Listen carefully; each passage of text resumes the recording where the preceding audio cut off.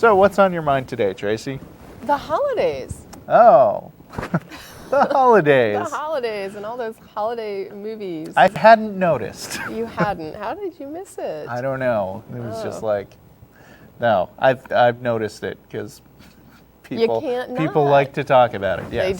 They do. There's the special holiday candy, and you got your special holiday movies, and all the, and that was what I wanted to discuss, I guess, today is one particular film. And I want to thank Greg and Chip. Is it National Lampoon's Christmas Vacation? No, thanking Greg and Chip for reminding me about my rant on the Polar Express. So I want to talk about Polar Express today. It's interestingly, one of the supporting characters presents a situation which is analogous to Problem of Evil. Okay. Do you want to run through the plot real quick? Yeah, I mean, there may be people who haven't the main plot seen... actually isn't even, I guess, relevant to this little section of it. But in essence, I try to do this without handing out too many spoilers. But I guess heads up, there probably will be spoilers. And if you have believing children in holiday narratives, heads up, because there may be spoilers. Yeah, if you want kids to preserve their illusions, you probably should not let them watch this show in general. Keep them away from saying. me.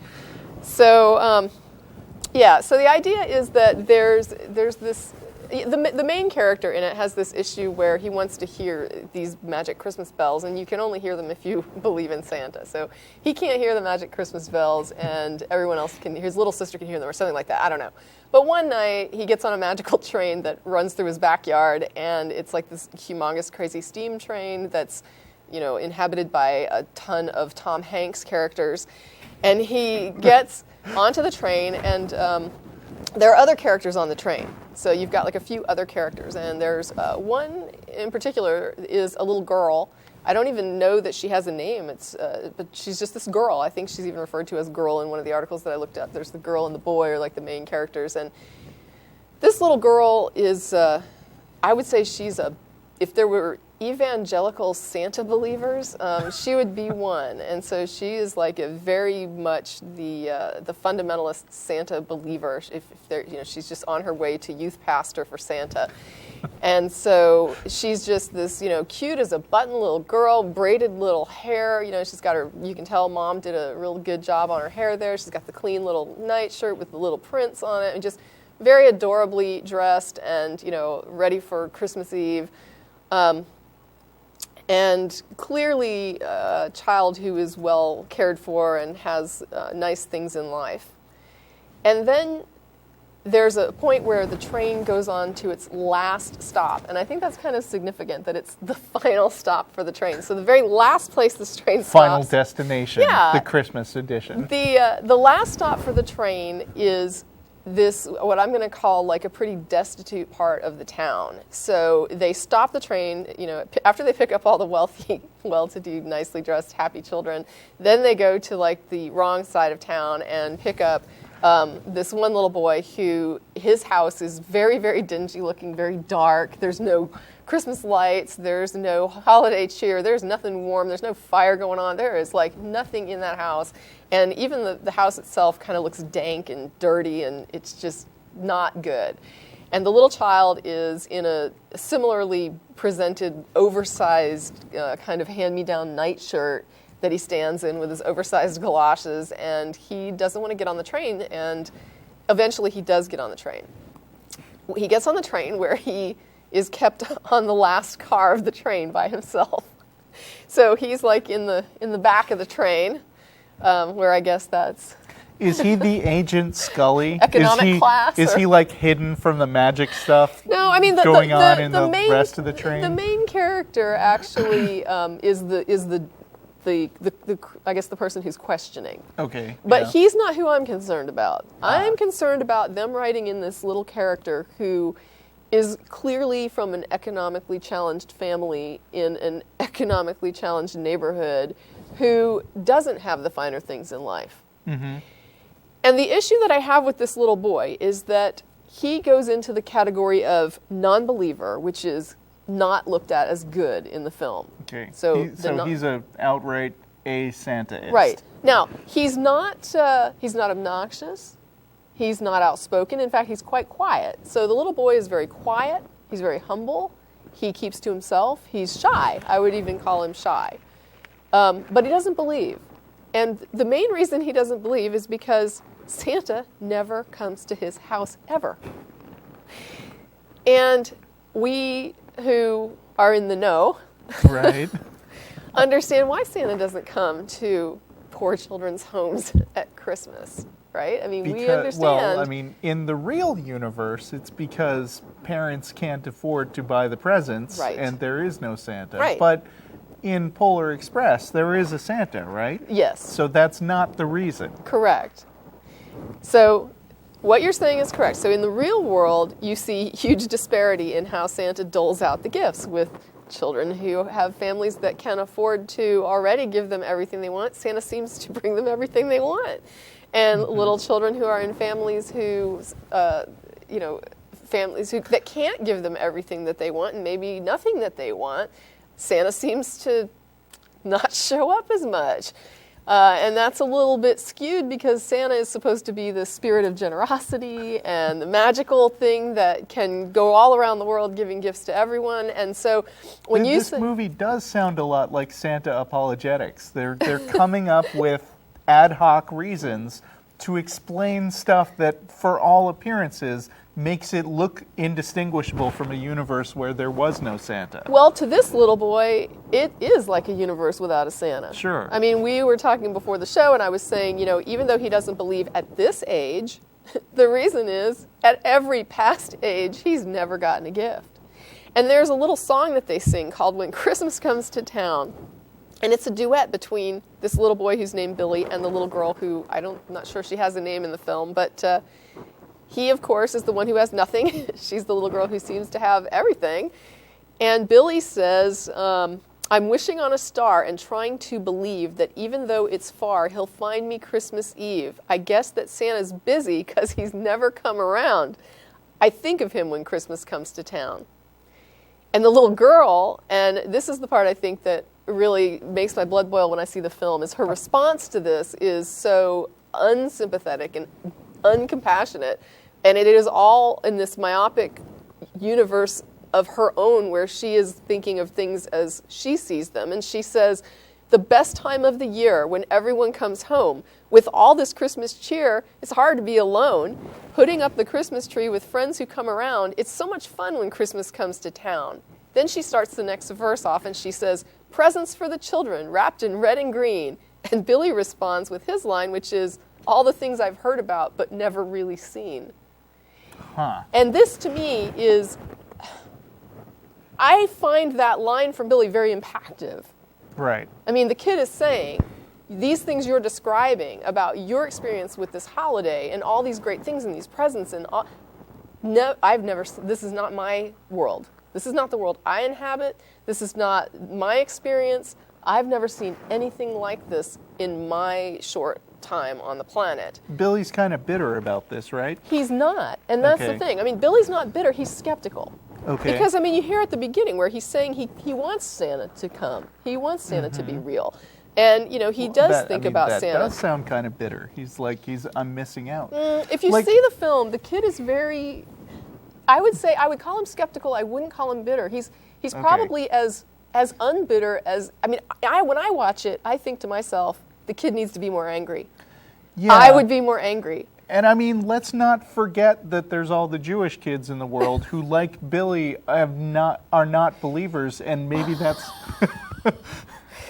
Is that why you're an atheist? But the thing is, I'm not bitter about not having a Santa Claus, because that is just not something that was of interest to my childhood. It's like, oh, everybody else is going to malls and stuff and seeing this Santa. And so it's like, but here in this Polar Express universe, you've got a Santa who is apparently hiding himself from non-believers. Right. Well, here he has Why the train. would you do that? He has the train that's going to give them all the evidence, right? The train is taking them, but they have to choose to board the train, right? You have to make the choice to get on the train or not. And if you don't get on the train, then you just don't get on the train. But so they get on the train, and sure enough, they go up to Santa's magical kingdom. But I just want to make it clear. Billy is tentative. He it's like he wants to believe, but he's very like, I just can't. Right. He's not. Like he really don't isn't believe angry. in stuff without good reasons. He rarely brings up the fact that Santa doesn't ever come to my house, except to say that's why he doesn't believe. He's not like fist shaking. Does he have any kid. idea what he's doing on that train? Well, he was very hesitant to get on the train. I would imagine. The train started to take off. Oh, and, hey, look, and, strange train here for no reason. And when it started to take off, the little boy started to run after it. And so the other little kids kind of helped him get on the train. They stopped the train and got him on it. And like I say, he was in the back of the train. And, it was horrible. Last stop, back of the train, never got anything in his life. Then has to listen to this little girl rub it in. I get everything. I get all the presents and everything's warm and wonderful at my house, the best food and beautiful trees and decorations. How can you miss this? And the kid is like, because I don't have any of that. So anyway, and in the end, they get to see magical Santa land, and then Billy gets to believe, and he goes home, and there's presents from Santa under his tree finally, after all these years of being completely overlooked by Santa, and no explanation of why all those years Santa didn't come, and what happened to like the years between 0, 1, 2, 3, 4, 5, 6, 7, 8, however old Billy is. Santa's just suddenly the slate is clean, and Santa's a good guy, and Billy got presents, so it's all cool. But Billy cheated. Like, there's lots of other kids in the world. There's lots of other Billies, I'm very sure, who are in the same boat with him, who aren't getting presents, who are withholding their judgment appropriately. Right. And Billy now gets to believe, and he gets the big Christmas payola because he happened to be the lucky one who's on that train and gets to see for himself. So now he can't doubt. Like, this is the same problem I've always... Right, but he could still be angry. I mean, that's the thing that could. gets me. It's like, I see this, and it's like, you understand, Billy, that you have every right in that position to ask Santa what the hell happened to these first several years of my life when I was not a bad child. There's no indication Billy was on the naughty list. Doesn't even bring it up. Okay. No. I mean, he does. Wow. Santa is never called on the carpet for his neglect. And I just... the little girl is, in my opinion, just obnoxiously privileged. She does not see the way that, and when you talk about cheating, I look at it like Santa cheated. Santa gives this girl gifts every year, and she doesn't even need it. Her family can afford it. So of course she believes. Yeah, she already has every advantage, and now you're throwing presents at her, and and then Billy, he has nothing, and you just ignore him every year, and then you hammer him for not believing. Right. And then you're like, you need to believe, or you're not going to get anything. It's like, this is the same problem I've always had with the story of doubting Thomas, because Thomas is like, well, I don't think Jesus could come back from the dead, and then Jesus shows up and he's like, here I am, check it out, and then he says, wait, I hope I can pull this. Yeah, I got it. John 20:29. I am so good. Thomas said to him, my Lord and my God. And then Jesus told him, because you have seen me, you have believed. Blessed are those who have not seen and yet have believed. So it's like written into the story that, oh, sure, Thomas got the easy way because he got to see the evidence. Yeah. But now you guys who are reading the story and haven't seen any of this happen, why don't you just go ahead and believe the entirety of this story? Because look what I did for Thomas. Yeah. Believe who me. you don't know about either. But yeah, and also in this particular story, I see like little strains of Job. Like that idea that don't question, just believe no matter how much crap you're having to face. Although, I mean, Billy's not Job, because Job is the righteous God follower from the beginning. Right, Job was a believer, but I guess my point with the way that I see strains of Job in him is that the idea that when he questions, the answer is just, hey, you just believe, you're getting gifts this year, what do you, that's all you need to know. And it's like, well, no, that's not all you need to know. If the film is going to raise the question, I mean, they didn't have to include a character like Billy. There was not a requirement to put this child in the film. So they put this child in the film. Because he's not central to the plot much. So they raised the question themselves about why didn't Santa give this child anything for all these years? And this child clearly needed this. more than the other children who got things. And so the movie itself introduces that question, and they're promoting this belief, and they're promoting Santa as a good guy. And so I feel like if you've got that agenda going on and you raise the problem of evil in your own script, you have an obligation then to answer that question. And what you did was not answer it. You just simply said, and then once the child believed, he got gifts. Well, that didn't really answer what happened all those years before, and how does Santa justify that? Because he does have to justify that.